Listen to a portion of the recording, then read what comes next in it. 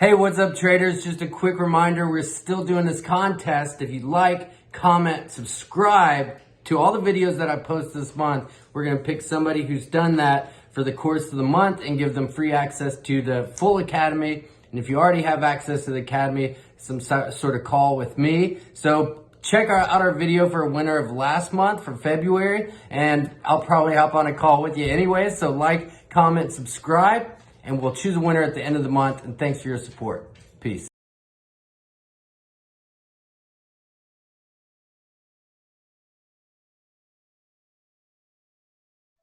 Hey, what's up, everybody? Today is a weekly outlook video. It's March 8th, 2020.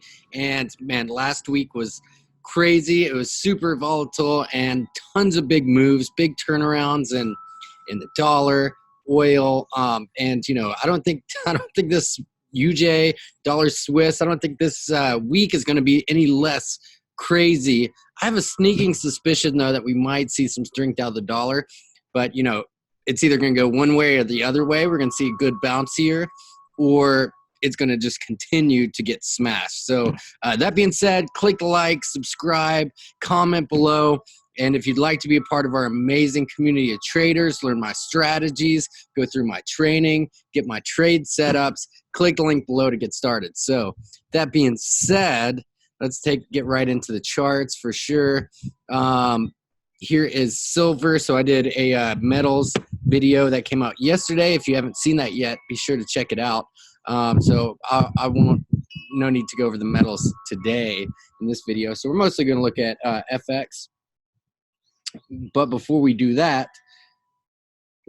first I like to check out the S&P 500. And, we had some really, really good numbers for NFP, like really good. And it didn't even phase the dollar really at all. You see, we kind of broke down out of a, didn't phase the dollar, didn't phase the stock market. We got a bit of a bounce from this 78.6 retracement. I would have liked to have seen a move to this trend line up here. I think it's still possible. There's definitely some mass hysteria going on still with coronavirus, but hopefully this kind of starts to wear off as people start to realize that it's not as deadly and as big of a deal as the press media might be making it out to be. That's for sure. Because a lot of I think 60% of people now have gotten it and recovered. So it's not like it's the Ebola virus or something crazy where you're like puking your intestines out or anything like that. So it's like a flu or a cold. But the S&P 500, we're in like kind of a bearish consolidation pattern. So this is like a pennant that we broke out of, but we could also be making potentially like a bear flag.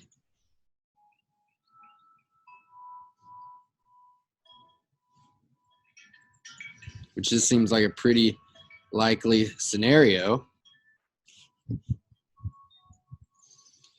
And then get a bigger move lower, right? So would it bounce around that much? Potentially, because there's a lot of indecision going on right now. So this would be a pretty kind of logical bearish flag because, we did already break out of this pennant. And so if we stay in this formation, this kind of it would be what I would be looking for. This trend line's kind of, especially if we break back above it, it's been more or less invalidated, but it's still there. It was this kind of throwover line that we've been talking about earlier or at the end of 2019. So, if there's all this indecision in the S&P 500, well, then, I'm thinking we're going to see quite a lot of just bouncing around here in US dollar yen. We're at this massive, this big trend line. This is a really big deal. This level that we're at right now, we're at some horizontal support here. Right, we're at this big horizontal area. We're at this trend line support. You know, and so if we get a bounce back up here, which I would love to get, and I think that would put us at a great selling opportunity, especially if we can get back to, you know, 107.50, 108. So yeah, I know that's 300 pips from where we are now. So you're like, maybe you're like, man, that's seems like a pretty big bounce. But you know, just look at what's happened in the past, right? Big bounce, big bounce. So and with if we do kind of bounce around in that S&P 500 kind of consolidation for, you know, this week, like last week, very impulsive moves like this. And a lot of times when you see, you know, just a big sell off like that, you know, the market's got to take a breath. So, you know, so are we going to just like open up the next weekly candle and drop down to 100? I mean, we could for sure, but seems pretty unlikely. I think a bounce here seems like a lot more logical scenario for sure, in my opinion, at least. So, you know, if we went from this false breakout high to the low now, the 38.2 comes in right at 107.8. And so I think this seems like a really good target. And if we can hit that, and so you can see where that lines up also with these fractals. So if we could hit that, man, that's going to be a great selling opportunity for sure. Will we go straight there? Probably not either. So, you know, a lot remains to be seen. And so here's US dollar Swiss. You know, it's very similar scenario, but look where we are in this daily RSI down here. So, you know, in these type of situations, the best I can really do, especially if we do set up for a bounce here, is look at these Fibonacci levels for potential areas to become a seller. So this 38.2, which is at 95.35, or, you know, if we don't get that big of a bounce, 94.50. And so if we go out to the weekly chart, and, you know, we are like on the backside of this trend line. If the dollar, which I said at the start of the video, if we do get some sort of big kind of recovery week bounce for the dollar this week, that would perfectly coincide to this 61.8, which would also be a retest of this trend line, which we never really did. I mean, maybe you could call this that, but, you know, that's not really a real proper breakout and retest, that's for sure. So, you know, you can't rule that out. And I think this is definitely a possibility of what's to come, potentially, if the dollar doesn't continue to just go in all out sellout mode. And so what I'm doing now, and here we are on the euro, right? Look how overbought we are. You know, that doesn't mean that we can't just get more overbought here. But seeing this big reversal, you know, maybe we get a bounce in the dollar. Well, then I'm going to be looking for areas to buy this euro, which would be like an excellent, maybe we retest the backside of the trend line here, right? And then make a run to 115, 117 and higher. And so I'm already trying to make a game plan of like asking myself, how high are we going to go? Where do I want to become like a long-term, where do I want to like make a game plan that I want to be a seller, right? So here's the 61.8, which would be 118. So, you know, if you're thinking, man, I missed out on this rally, if we do continue to go up here, you didn't even miss it at all. It just started. So I'm hoping we get a retest of this trend line here. We get some dollar strength this week, and that will provide an opportunity to kind of gear up for this next leg higher in Euro USD.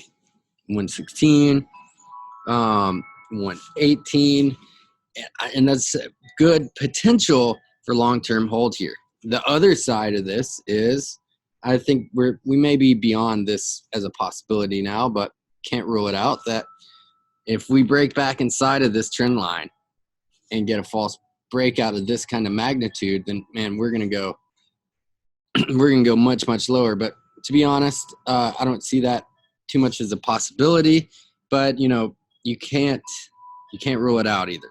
So these are the kind of the scenarios I'm looking at right now, especially with the dollar, with risk, the pound, GBPUSD. This looks like an excellent trade opportunity because we've broken out of this bullish pennant. So I'm gonna be looking to be a buyer here. Hoping for, like I said, just like in US dollar Swiss, just like we have a nice little X marks the spot scenario setting here. So just like in, they say we get a bounce in dollar yen, we get a bounce in dollar Swiss, Euro USD pulls back and we can buy that dip there. I'm hoping that we respect this trend line, hit this nice little X marks the spot area, and then going to create an awesome buying opportunity headed back to, you know, at least the top of this pennant here.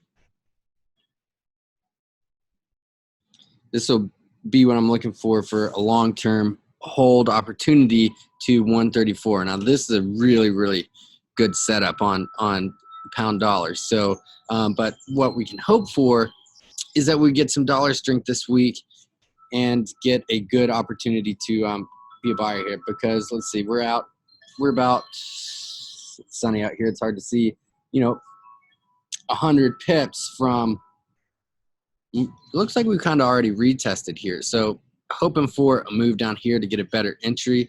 But if we break above here and start to rally, you know, it's not like it's too late, because especially if you're looking for a long-term hold and more of a swing trade, then, you know, 134 is in the cards, and that's 400 pips from where we are now. So this looks like an excellent setup, one of the better setups for sure. One trade that's really interesting now and could be another dollar friendly trade, especially if, you know, my theory pans out that we potentially get a good week in the dollar, because oil's just falling apart. Apparently, you know, Saudi Arabia is just going to pump the market with tons and tons of barrels to drop the price in order to hardball Russia into making cuts, because their OPEC deal fell apart apparently. So you can expect oil prices to drop this week. And so if you're thinking, okay, so well, how does that affect Forex? You can look to buy dollar CAD here. And if my theory pans out that, hey, maybe we get a bounce this week in the dollar, then this is going to be a great candidate and great buying opportunity for the dollar CAD. You know, we haven't got too extreme RSI over here, a little divergent, but, you know, it just looks to be kind of consolidating right now.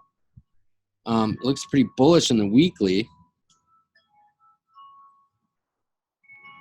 And we could be going somewhere like here.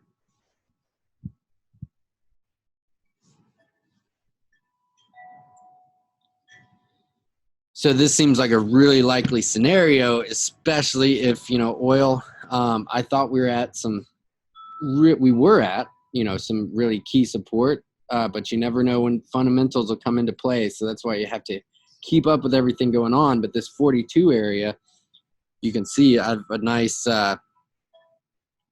demand zone written out here, but like the powers that be that run the oil game have some different ideas, and, you know, we could be seeing us get down to the 30 level easily. So let's have a look what that might look like if we set an extension out here.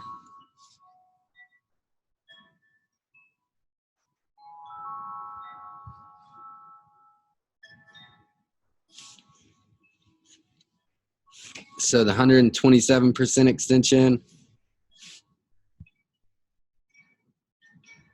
34, 161.8, 25.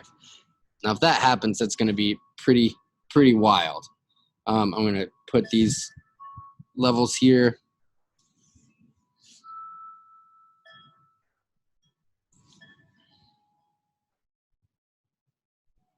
Let's also have a look at it this way.